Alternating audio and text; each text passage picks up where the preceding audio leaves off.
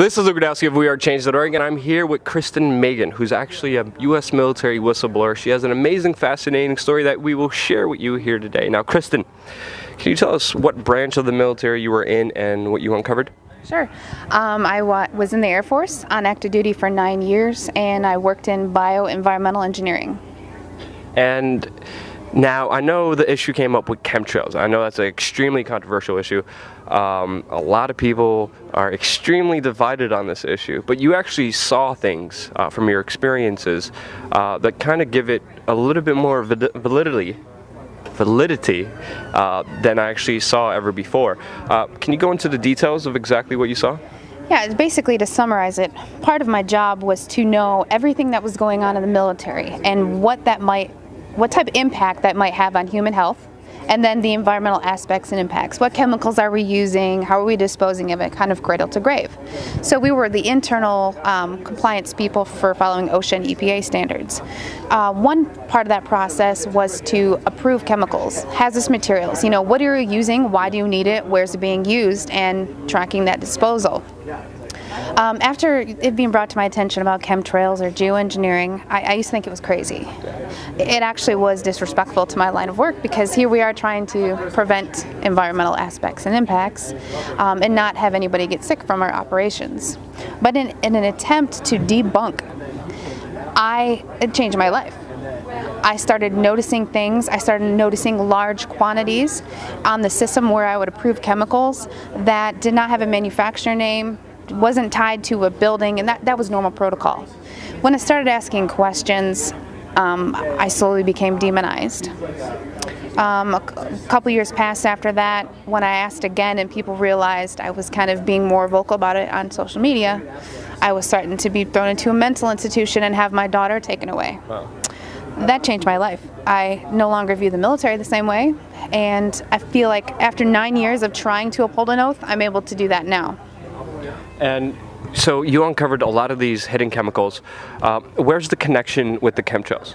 Well, the connection is, at first, when I saw these large quantities of aluminum, barium, strontium oxides and sulfates, I thought, well, this could be for an industrialized process, for something called shot peening or, bead blasting, things that you see in kind of the automotive industry. Except those were already accounted for. I already knew how much was used for those processes. It was a little type of different constituent. And the first thing I did, part of my job, was to sample air, soil, and water. So that's what I did. I air sampled the soil, the air, and the water.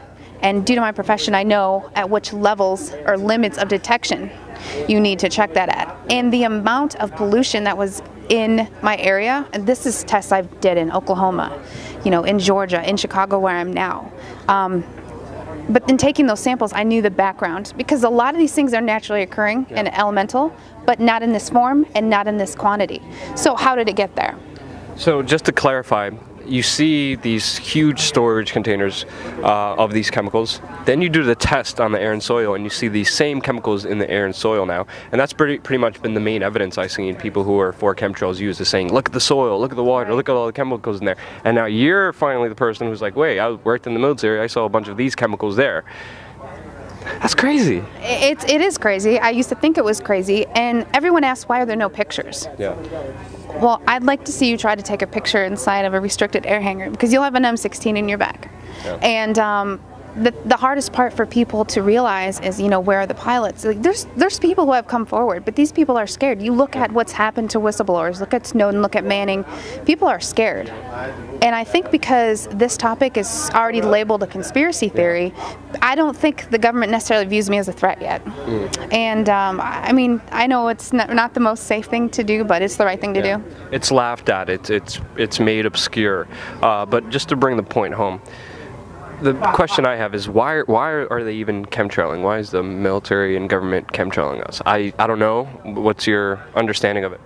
Well, I don't have anything that can solidify, but I do have my opinions, and that is the history of weather weaponry. I mean, you can take away people's monetary system, you can take away people's rights, but you take their food and you disable their ecosystem, that's the #1 way to handicap people. And they've done it since the 40s, it's not new.